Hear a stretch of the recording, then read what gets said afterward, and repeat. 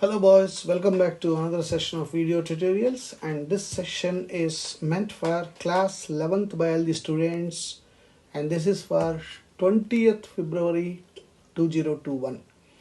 As all of us know, we are into the revision mode. We are revising the entire syllabus in many ways, and one of the best ways to do it is through CBSE sample papers. Already we discussed two sample papers. We reflected upon it, and in sample paper 3 until yesterday we discussed up to section B. Today in this session we are going to discuss about section C and D. As I said, section C has got 5 questions. Each question carries 3 marks. So section C has a weightage of 15 marks. So straight away I am going to question number 26th. That is, there is a diagram. It's a diagram based question, schematic diagram. Glucose, 2 molecules of pyruvic acid, ethyl alcohol one side, lactic acid on the other side. With reference to the above schematic representation of anaerobic respiration, answer the following questions. 1. Name the process which gives out CO2. Of course it is fermentation, alcohol fermentation releases CO2. Question 2. Mention the enzymes involved in the formation of ethyl alcohol and lactic acid. What are these processes called? The process of ethyl alcohol and lactic acid formation is called alcoholic fermentation and lactic acid fermentation. And the enzymes that are involved is alcoholic fermentation uses 2 enzymes that are pyruvate decarboxylase, which converts pyruvic acid into acetaldehyde, and alcohol dehydrogenase, which converts acetaldehyde into alcohol.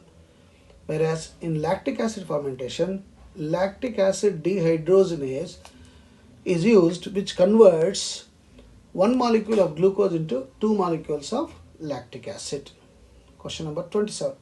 Represent all types of placentation diagrammatically. Only diagrams. You need to draw diagram. Marginal, axial, parietal, and free central, basal. So this is how you need to draw the diagrams, that's all. Question 28. Where do PGA and glycine gain entry respectively after being formed during photorespiration in plants? What happens to them immediately after that? The PGA enters a Kelvin cycle, and so 75% of carbon lost during oxygenation by RUBP is recovered, but 25% is lost as 1 molecule of carbon dioxide is released. Glycine enters mitochondria, and 2 glycine molecules give rise to serine and CO2. The serine is picked up by peroxisomes and is converted into glycerate by a series of reactions. The glycine leaves the peroxisome and enters chloroplast, where it is phosphorylated to make PGA, phosphoglyceric acid. Question number 29. Describe telophase 1 of meiosis. It is asking only telophase 1. The nuclear membrane and nucleolus reappear.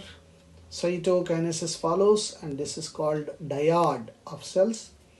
Although in many cases of chromosomes do undergo some dispersion, they do not reach the extremely extended state of the interphase nucleus. The stage between 2 meiotic divisions is called interkinesis and is generally short-lived. Interkinesis is followed by prophase 2. Question 30.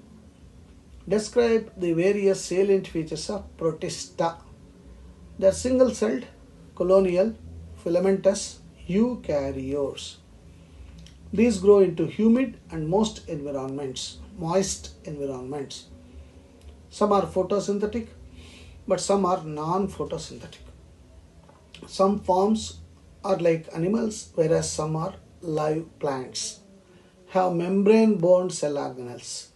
Examples of protozoa, slime molds, euglenids, chrysophytes. Protistan algae such as diatoms, dinoflagellates, or phytoplanktons. The protozoans are unicellular, single-celled heterotrophs euglena is autotroph. Their somatic body is called plasmodium, a cellular multinucleate. Of course, multinucleate is cynocytic condition, and they lack cell wall. Now, there is something called mycelium, and mycelium is having septate, means divisions will be there. Cynocytic, just now I said, a single cell having many nuclei. Okay. Next, question number, section D. Describe phylum Coelenterata. Give suitable examples. Okay, the basic Coelenterata, it is Cnidaria. Of course, the diagram that is shown is Aurelia. Habit and habitat. They are aquatic and mostly marine, sea animals. Sessile means attached to base or free swimming. Radially symmetrical animals. The name Cnidaria is derived from nidoblasts or nidocytes, which contain stinging capsules or nematocytes present on tentacles and the body. Nidoblasts are used for anchorage, defense, as well as for catching the prey. Key structural features: Cnidarians exhibit tissue level organization and are diploblastic. 2 layers are there. They have a central gastrovascular cavity with a single opening hypostome. Digestion is extracellular and intracellular, both will be there. Some of the Cnidarians corals have a skeleton composed of calcium carbonate. Basic body forms: Cnidarians exhibit 2 basic body forms called polyp and medusa. Polyp is sessile and cylindrical, form like hydra, adamsia, whereas medusa is umbrella shaped and free swimming like Aurelia or jellyfish. These Cnidarians, which exist in both forms, exhibit alternation of generation, metagenesis. Polyps produce medusa asexually and medusa form the polyps sexually. Example, Obelia. So example for this Cnidarians, Physalia, Portuguese man of war, Adamsia, sea anemone, Penatula, sea pen, Gorgonia, sea fan, and Mandrina, brain coral. Now there is a choice for this question. Describe economic importance of largest phylum. Of course, you know largest phylum is Arthropoda, and the economic importance of Arthropoda. The major reagents for cross pollination, because insects, insects like butterflies and honeybee facilitate cross pollination. Honey is an important food for human beings, so honeybees belong to this arthropoda.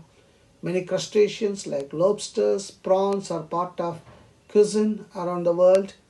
The red dye, cochineal, produced from Central American species of insect, was economically important to Aztecs and Mayans.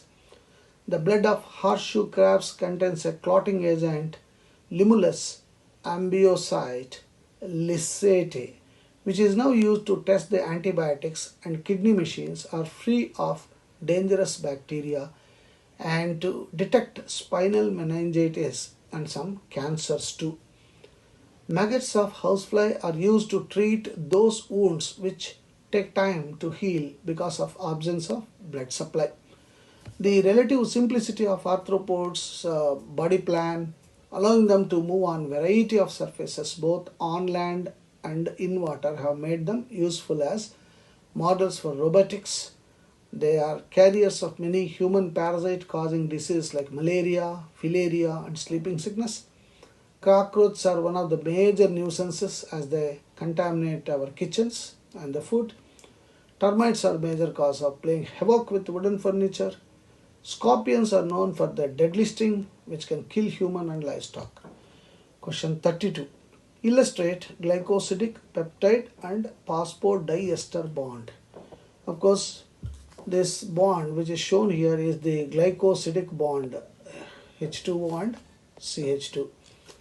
A peptide bond, amino bond, is a chemical bond formed between two molecules when a carboxyl group of one molecule reacts with the amino group of other molecule, thereby releasing a molecule of water. This is a dehydration synthesis reaction, also known as condensation reaction. and usually occurs between two amino acids. The resulting CONH bond is called peptide bond, and the resulting molecule is amide. The 4-atom functional group, that is C double bond O NH, is called as amide group, or in the context of proteins, a peptide group.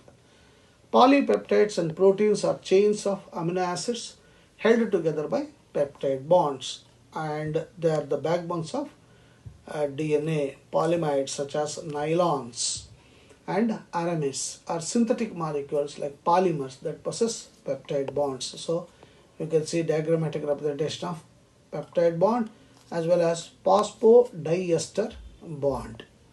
Now there is a choice for this. What are the factors which affect action of enzymes? What is lock and key model and induced fit model in respect of enzyme action? Of course, there are many factors that influence enzymatic action. One is the temperature, another is the pH, concentration of the substrate, then effect of inhibitor. These are all the factors, and one famous functioning of the enzyme is a lock and key model. The model was suggested by Emil Fischer in 1894. Both the enzyme and substrate possess specific complementary geometric shapes that fit exactly into one another. This is often referred to as lock and key model. However, while this model explains enzyme specificity, it fails to explain the stabilization and transition state that enzymes achieve. The lock and key model have proven inaccurate, and the induced fit model is the most currently accepted enzyme substrate coenzyme figure. And induced fit model, in 1958, Daniel Coastland suggested a modification to lock and key model. Since enzymes are rather flexible structures, the active site is continuously reshaped by interactions with the substrate as the substrate interacts with the enzyme. As a result, the substrate does not simply bind to a rigid active site, the amino acid side chains which make up the active site, and these are molded into the precise positions that enable the enzyme to perform its catalytic function. So in some cases such as glycosidases, the substrate molecule also changes shape slightly as it enters the active site. The active site continues to change until the substrate is completely bound, at which point the final shape and charge are determined. So there is a change of structure. Instead of lock and key, there is induced fit model, which is most accepted nowadays. Last question, describe circulatory pathways in animals. Of course, we know that there are two ways of circulatory. One is open circulatory system, another is closed circulatory system. In open, the blood is like a swimming pool. In closed, the blood flows through blood vessels. Basically, that is the one. And when in the circulatory system, most important one is heart, which is the main tank for the blood to be stored. And there is single circulation, incomplete double circulation, and complete double circulation. All these are there in the part of the circulation. There is a choice for this question. Distinguish between arteriosclerosis and atherosclerosis. Atherosclerosis, deposition of cholesterol on the walls of the lumen of arteries. The deposition is atheromatous or atherosclerotic plaque. Arterios, on the other hand, hardening of arteries due to deposition and thickening. Calcium salts precipitate with the cholesterol of formed plaque. The formation starts by deposition of minute crystals in tunia internal and the smooth muscles, whereas in arterio, the calcification of plaque makes the arteries wall stiff and rigid, so it is called hardening of arteries. In athero, the lumen of the artery is reduced, the blood flow is reduced in them. Arterio, the artery loses distension and its walls may rupture. PDGF, platelet-derived growth factor, is released. The blood may leak and can block the blood pathway. The plaques formed in the coronary artery decreases the blood supply to the heart. It may cause heart attack. The thrombosis in a coronary artery may cause heart attack. It may cause even death. So both are very dangerous. So next time we will discuss one more paper. And